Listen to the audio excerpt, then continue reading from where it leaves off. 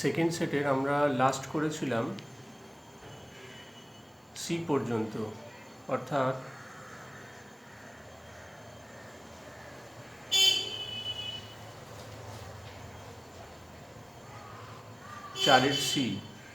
চারের সি পর্যন্ত হয়ে গিয়েছিল। এবার আমরা করব চারের ডিতে আছে describe the details of NAND gate with two input truth table. NAND গেটের ক্ষেত্রে NAND গেট আমরা জানি নট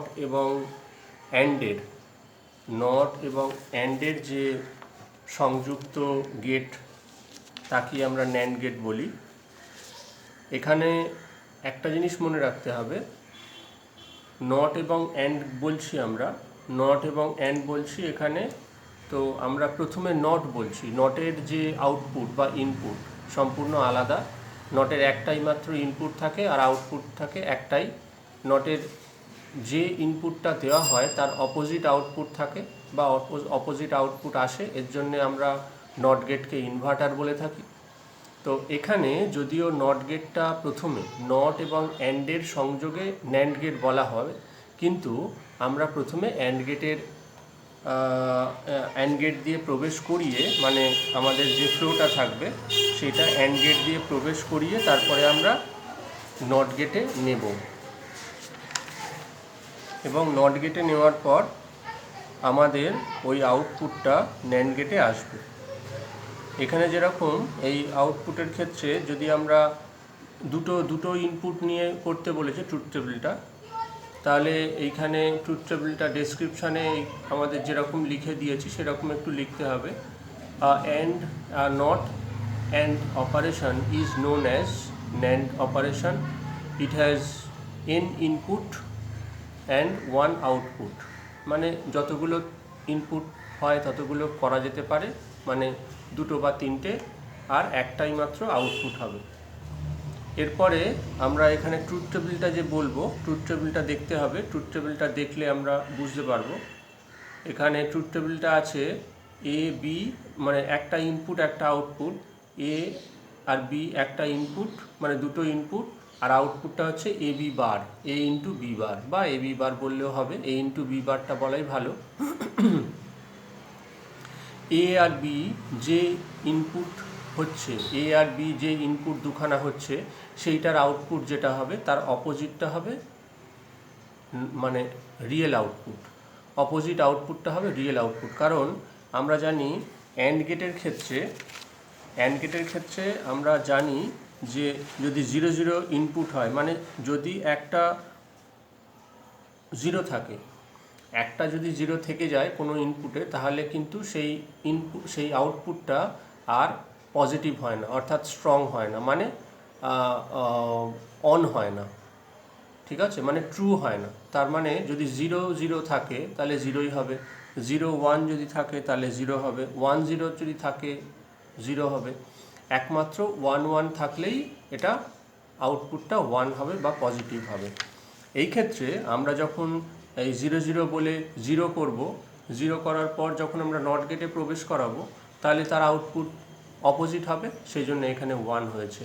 তারপরে পরেরটা 0 1 0ই হবে, কিন্তু আউটপুট যেহেতু অপোজিট সেই জন্য 1। তারপরে 1 0 0 হবে, অপোজিট আউটপুট বলে 1 1 1 1 হলো, অপোজিট আউটপুট 0 বলে এখানে 0ই হলো, ঠিক আছে। তার মানে NAND গেটের ক্ষেত্রে তিনটে পজিটিভ আর একটা নেগেটিভ, অথবা তিনটে অন একটা অফ, অথবা তিনটে ট্রু একটা ফলস, মানে যদি আমরা আউটপুটের দিক থেকে দেখতে চাই।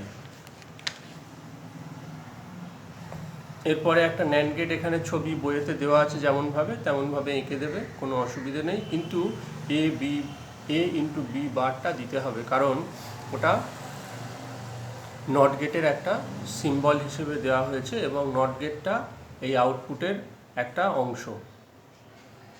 এরপরে রয়েছে draw a logic diagram of the following equation একটা দিয়ে দিয়েছে, y into X bar plus Y bar into X, Y into X bar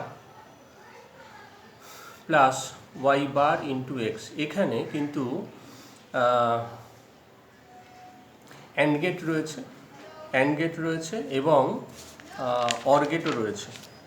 and get রয়েছে এবং অর গেট রয়েছে। প্রথমে অ্যান্ড গেট রয়েছে ওয়াই ইন্টু এক্স বার, আবার সেখানে তোমার নট গেটেরও রয়েছে দরকার। তাহলে এখানে দুটো আমরা এক্স ওয়াই দুটো নেব। এক্স ওয়াই নিয়ে একটা নট গেটের মধ্যে দিয়ে প্রবেশ করাবো, একটা এক্সকে প্রবেশ করাবো, একটা ওয়াইকে প্রবেশ করাবো।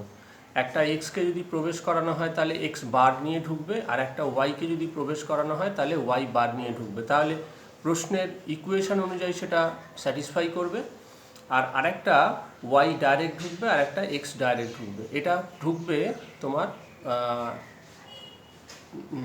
অর গেটের মধ্যে, না, এটা হচ্ছে অ্যান্ড গেটের মধ্যে দিয়ে ঢুকবে। কারণ কি, এখানে ওয়াই ইন্টু এক্স বার বলা আছে plus Y bar into x. এইবার দুটো অ্যান্ড গেটের মধ্যে দিয়ে দুটো করে চারটে ইনপুট ঢুকলো দুটো গেটে। এবার তাদের একটা করে যে আউটপুট হলো সেই আউটপুটটা এবার অর গেটের মধ্যে দিয়ে প্রবেশ করাতে হবে। অর গেটের মধ্যে দিয়ে প্রবেশ করালে যে আউটপুটটা হবে সেটাই এইটা আউটপুট। ঠিক আছে, তাহলে প্রথমে চারটে সেট নিতে হবে, একটা এক্স, একটা ওয়াই, একটা এক্স বার, একটা ওয়াই বার। একটা এক্স বার এবং একটা ওয়াই বারকে নট গেটের মধ্যে দিয়ে প্রবেশ করাতে হবে, কোথায়, অ্যান্ড গেটে।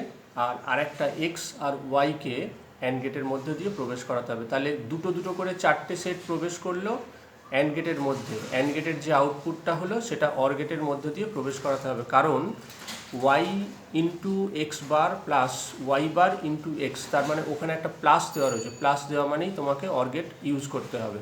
তাহলে অর গেট ইউজ করলে যে আউটপুটটা বেরোবে সেটাই হলো ফাইনাল আউটপুট। এটা হয়ে গেল।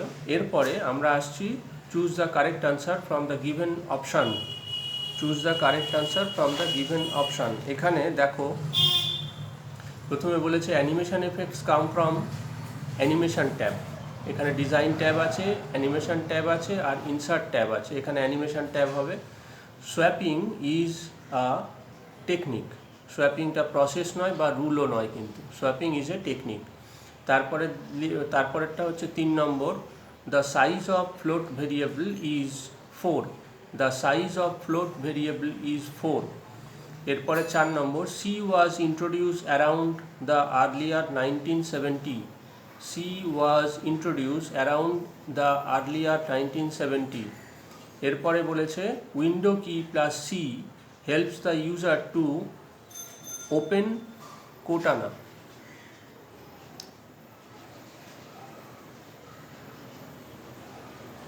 এরপরে হচ্ছে 6, which is not a operating system. সেটা হলো এক্সেল, কারণ ইউনিক্স আর ম্যাক দুটোই কিন্তু অপারেটিং সিস্টেম। এরপরে 7 নম্বর, and or not gate is called inverter. এখানে শুধু not gate is called inverter. এরপরে C language based on compiler. C language based on compiler, ইন্টারপ্রিটারও নয়, লিঙ্কারও নয়। Algorithm can be defined as sequence of activities. Algorithm can be defined as sequence of activities. Logic কিন্তু নয়, আর system তো নয়ই, logic কিন্তু নয় এখানে। আর decision symbol has 2 exit point. আর decision symbol has 2 exit point. তাহলে এখানে আমাদের মোটামুটি শেষ হয়ে গেল এই সেট 2। এবার সেট 3 তোমরা পেয়ে যাবে আজকালের মধ্যেই। পেলে তোমরা সেট 3 প্রশ্ন নিয়ে করতে থাকবে, তারপরে আমরা আলোচনা করে দেব। আর একটা কথা মনে রাখতে হবে, যে প্রশ্নগুলোতে আমরা দেখব যে এক্সাম্পল দেওয়া যেতে পারে, সেই সমস্ত প্রশ্নের উত্তরে কিন্তু এক্সাম্পলগুলো দিয়ে দিতে হবে, এবং সেই এক্সাম্পলগুলো যেন অবশ্যই সঠিক হয়, কারণ এক্সাম্পল দিলে তোমার যখন নাম্বারটা ক্যারি করবে তখন কিন্তু ওইগুলো এখানে প্রয়োজন।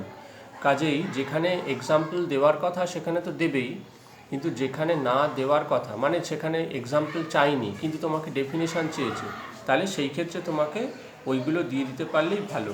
সুতরাং প্রত্যেকটা ডেফিনেশন যখন করবে তখন কিন্তু এক্সাম্পলগুলো তৈরি করে রেখো, একটা বা দুটো করে। প্রোগ্রাম যখন লিখবে তখন কিন্তু ইনডেন্টেশনটা করতে হবে। প্রোগ্রাম যখন লিখবে তখন কিন্তু ইনডেন্টেশনটা করতে হবে।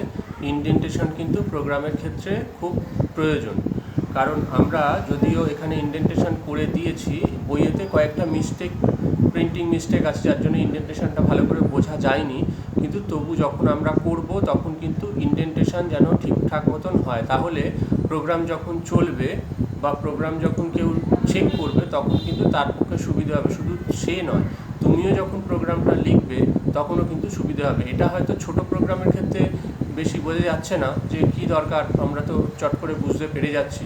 এটা অসুবিধে হবে যখন তুমি বড় প্রোগ্রাম লিখবে এবং যখন তোমার নেস্টেড লুপিং আসছে। নেস্টেড লুপিং হবে, নেস্টেড লুপিং মানে একটা লুপের মধ্যে বহু লুপ থাকবে, তখন কিন্তু কোন লুপটার স্টার্টিং কোন লুপটার শেষ এইগুলো কিন্তু যদি ঠিকঠাক মতন ইনডেন্টেশন না হয় সেক্ষেত্রে ভুল হওয়ার একটা সব চান্স থেকে যায়। তাই ইনডেন্টেশন অত্যন্ত জরুরি প্রোগ্রামের ক্ষেত্রে।